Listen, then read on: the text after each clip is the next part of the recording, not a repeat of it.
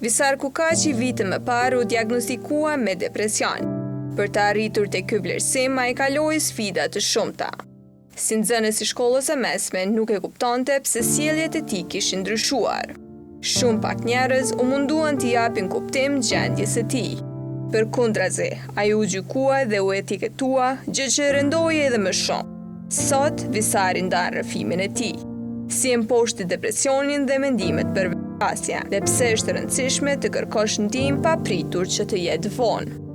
Visar, minuta e vjen kemi folë për një periudhë sfiduese cilën ti e ke kaluar, për cilës ke marrë shumë mësime, që sot munduosh edhe me ndohet mësime që i ke marrë edhe me tjerët, edhe me qenë si jemi edhe muajin shtator që është muaji ndërkombëtar për parandalimin e vetvrasjeve, kështu që fillimisht falenderoj për kohën që e ke ndohet edhe për guximin që e ke marrë që përjetimet e tua me ndohet edhe me tjerët, edhe për cilas njerëzit me e gjetë forcën me te kalua ato që po kalojnë. Para se me undal të kjo periudha sfiduese të cilën ti e ke kalu, a mund të fillimisht me na tregu se për fëminin tonë, me na tregu ma shumë për veten, kush je ti? Po, faleminderit për ftesën, edhe shumë rëndësishme që gjatë këtij muajit edhe me përqu mesazhin për parandalimin e vetvrasjes. Sa i përket fëminisë tem ose çfarë personi jam kon atëherë, nuk kon një jo bash ekstrovert, ndoshta më shumë një person introvert me një shoqëni pak më të mbyllur, me një rreth të vogël shoqënisë. Edhe diku në atë kohë për shkollës, për vitit parë shkollës mesme, jam kyç në organizata, në shoqëri civile si vullnetar. Një adoleshent ose një fëmijë pak më si i lazruar ose me disa qëllime shumë të mëdha. Emocionin për jetën, për të ardhmen, çka ndodhi që e shujti? Ka filluar kështu gradualisht, edhe gjatë shkollës mesme, vitin e dytë, diku 16-17 vjet, gjithçka ka filluar si një ndjenjë pak si vetmi ose diçka që është të mungu, po nuk e din se çka, ose jo bash ndjenjë e mungesës, po diçka është një breng që si tu e ditë në mënyrë specifike se çka është ajo. Ashtu si e ka një përmbushur. Po, është diçka që ty po të shqetëson. Edhe pak a shumë që kjo më ka bo edhe masanej problemet në shoqërinë tonë kosovare, ose edhe problemet pak më kështu gjenerale, rrethonat në familje ose edhe në shkollën kona, po më kur jam kon shkollë të mesme, kanë bo që pak a shumë me hup atë excitement, atë gëzimin që kom pas, edhe që s'pedi me kalu një kohë pak ma shumë vetë më ndonë. Dhe thot, po thu që ndër simptomat e para me thonë ashtu që të kanë shpash ka qenë izolimi, edhe se edhe në psikologi një si term që mos me u kënaq prej sanave cilat ma përparat kanë jap kënaqësi. Shukojnë me u shoqëru me njerëz, ndoshta me bë aktivitete tjera, po a je ka një vetëdijshëm se çka do me thonë këto simptoma?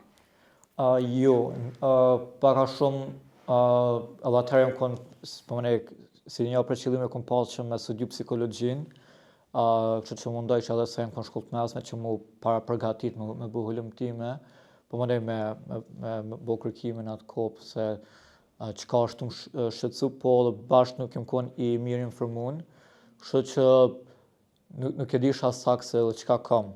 Mundohesha që me gjetë arsye të ndryshme, po prap nuk nuk e disha, për shembull nuk e kam ditë që ajo është të udhëheq drejt një gjendjes depresive. Do thot, nuk e mujt me identifiku që janë simptoma depresionit ato. Edhe kjo ka qenë për shkak të ndoshta pa mundësisë me marrë informacionet e duhura për atë kohë. Po është diçka që tash nëse nuk e trajton me kohë, depresioni ai bëhet më i thellë, mandej shfaqen edhe simptoma të tjera që mundën me ndryshu jetën kaq shumë. Po pse e njëjta ka ndodhur te ti? Po, ka pas për shembull në rast unë si hobi kam edhe shkrimin, ku për një kohë pata ndalu me shkru, ose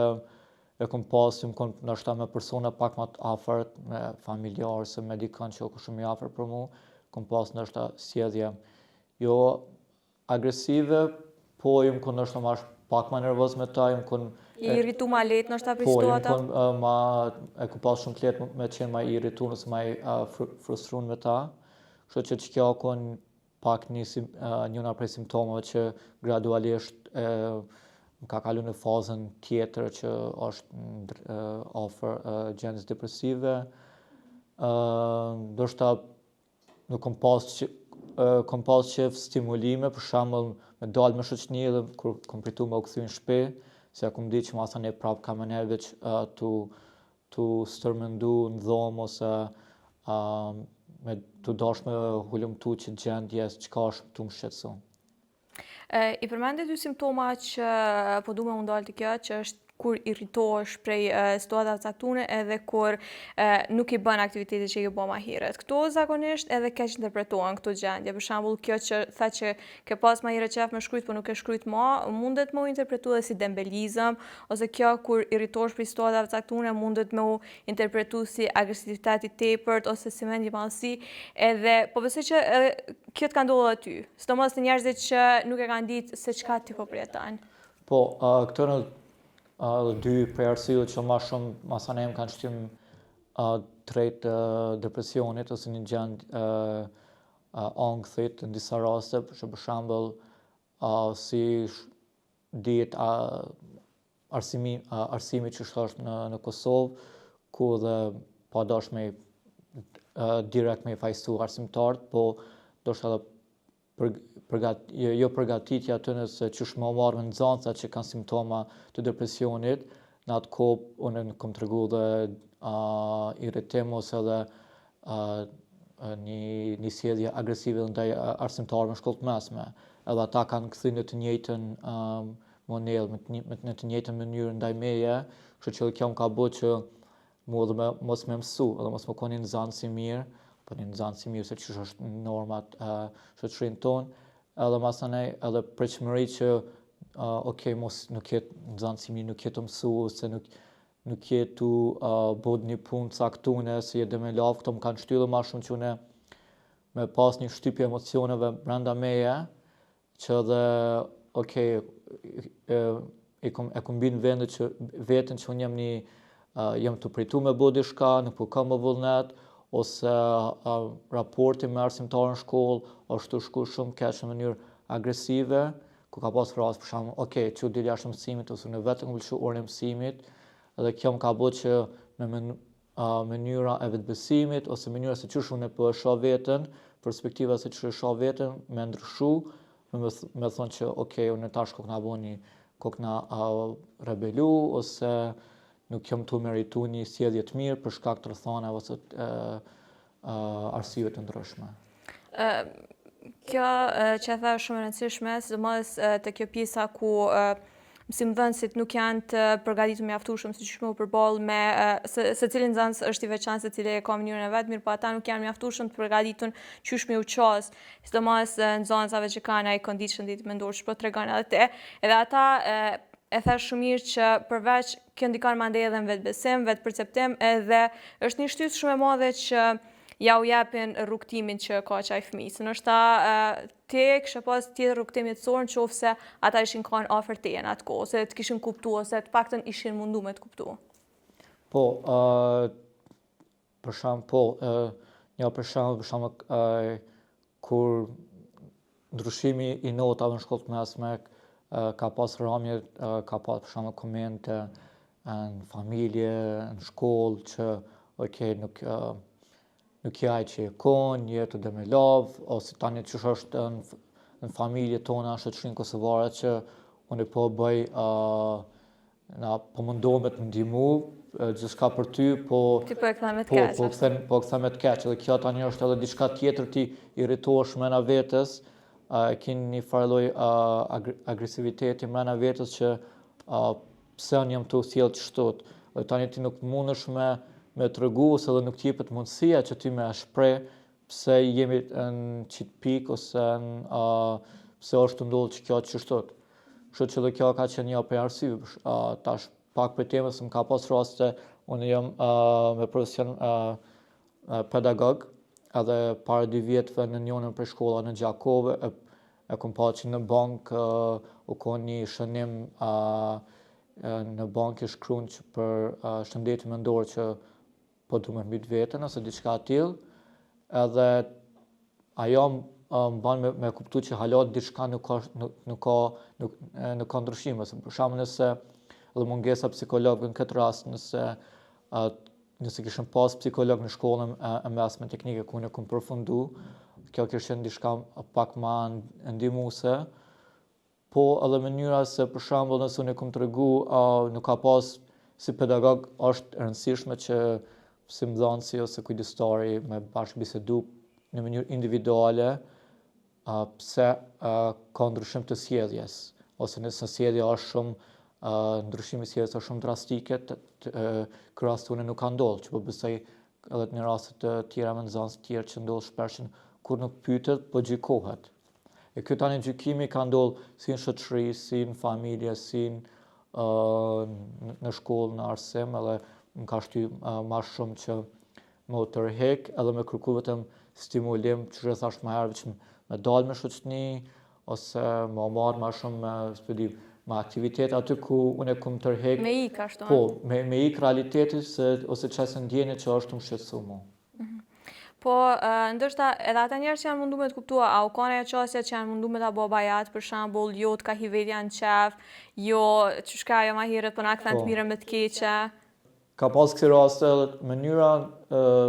shëndeti mendor në Kosovë është tabu,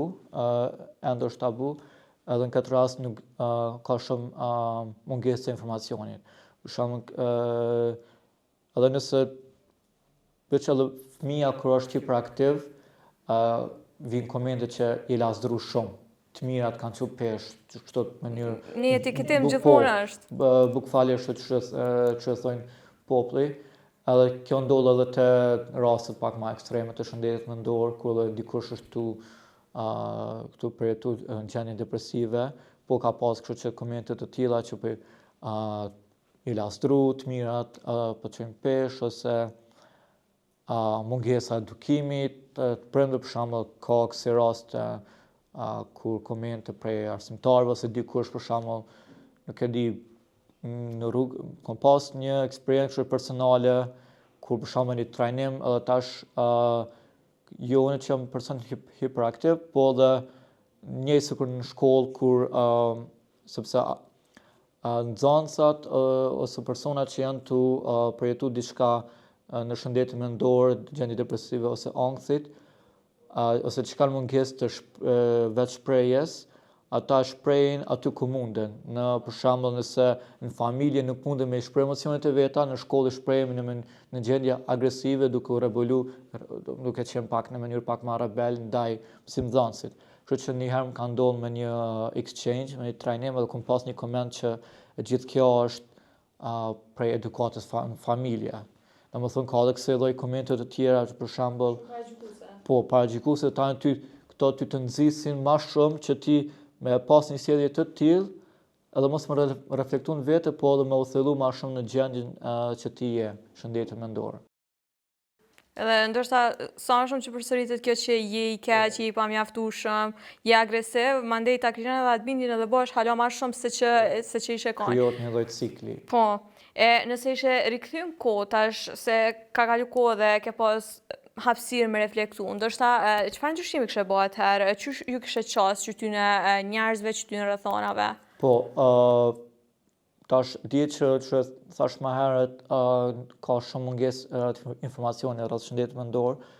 edhe prindërit tonë nuk është që dinë shumë mirë se çysh më sjell me fëmijët e tyre në këtë rast kur janë në gjendje depresive. Kështu që mal e kisha ata janë mundu me atë mënyra se çysh i din ata, po më sa nuk ka që kanë ditë më mirë, po isha mundu që paka shumë më u shpreh, ndërsa sa i përket në aspektin për shembull me mësimdhënës, isha akon shumë më i hapur që okej, të lutem, mirë kupton për shkak që kjo është gjendja jem emocionale, gjendja jem e shëndetit tem mendor. Për shembull, këto kam praktikuar shumë gjatë studimit që kam përfunduar në Hungari, edhe me profesorat atje kam praktikuar shumë një komunikim haptas, ku kam thonë që okej, më fal, kërkoj falje për vonesën e prezantimeve ose detyrave që kemi pas, edhe kanë qenë shumë të mirë kuptueshëm.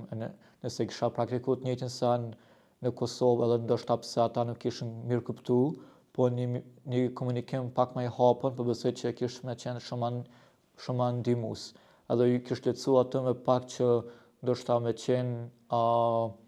okej, se visare diçka, ndoshta po mundohem që m'ja lehtësu, që mos me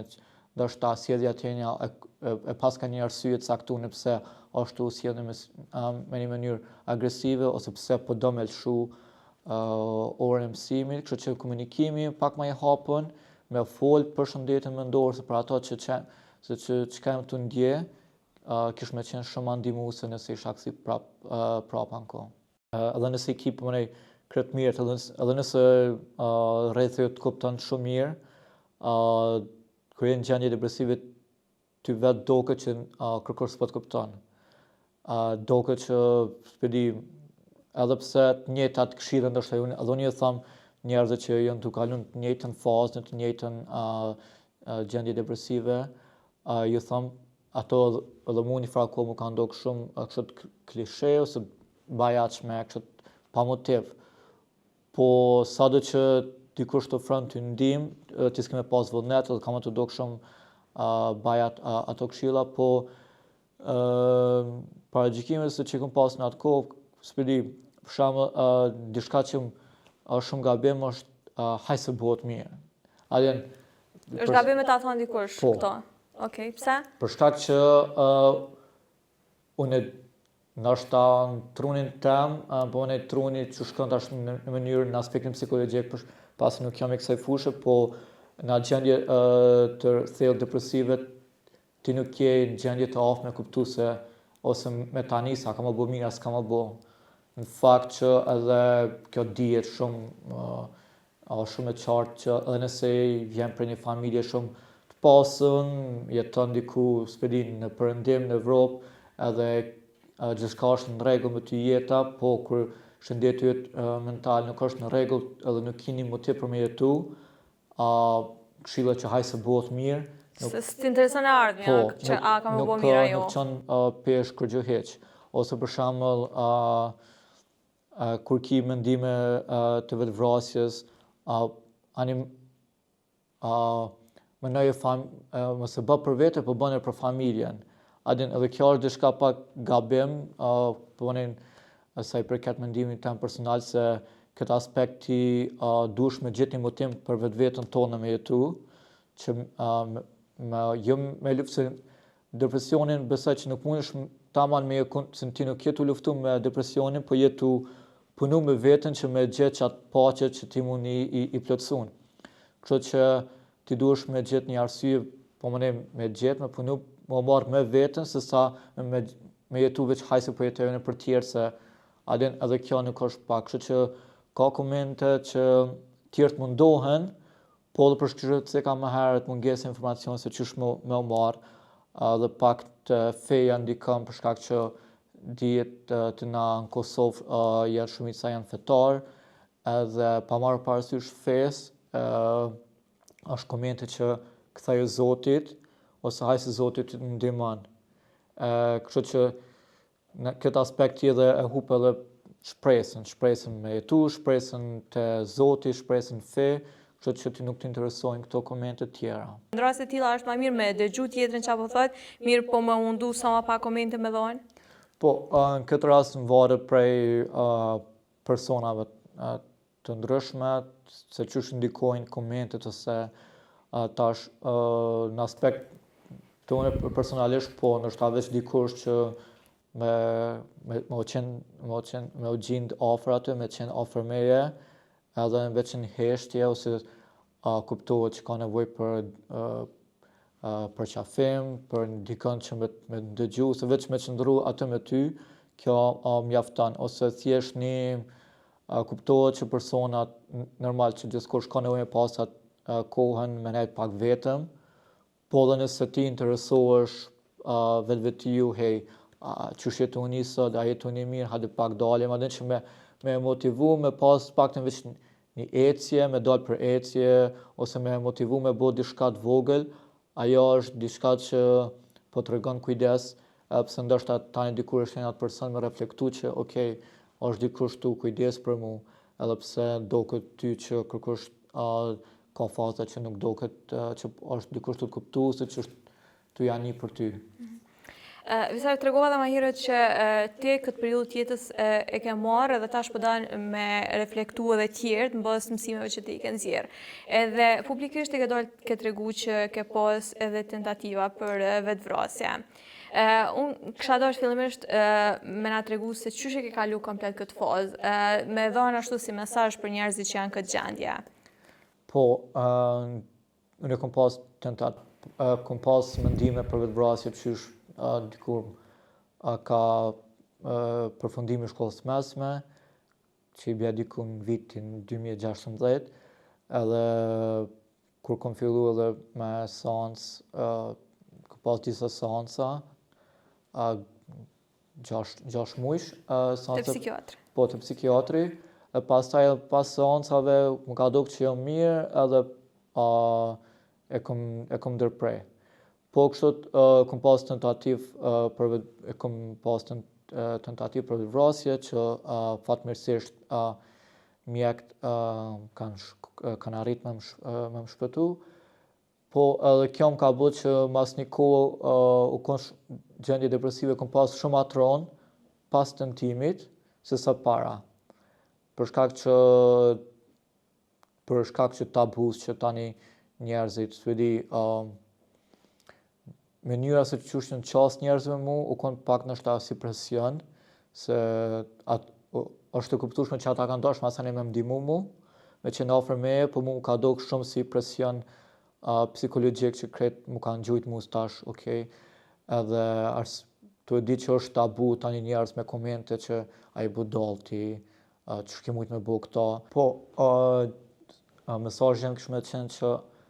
sa ma shumë folim për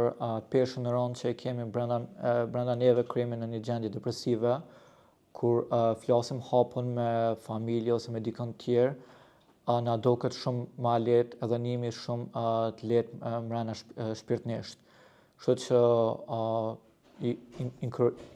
inkurajoj që me fol hapun edhe me kërku ndihmë profesionale, për shkak që psikologu nuk ka vetëm që t'jap hapa me flajtën në gjumë edhe me u qmenë psikikisht ma shumë, po është një si kur një mjek si një mjek që të pyet për shembull ku po dhem edhe ku e ke dhimbjen, ashtu të njëjtë edhe psikologu që mundohet me e gjetë traumat që të kanë prodhuar me një gjendje të rëndë psikologjike.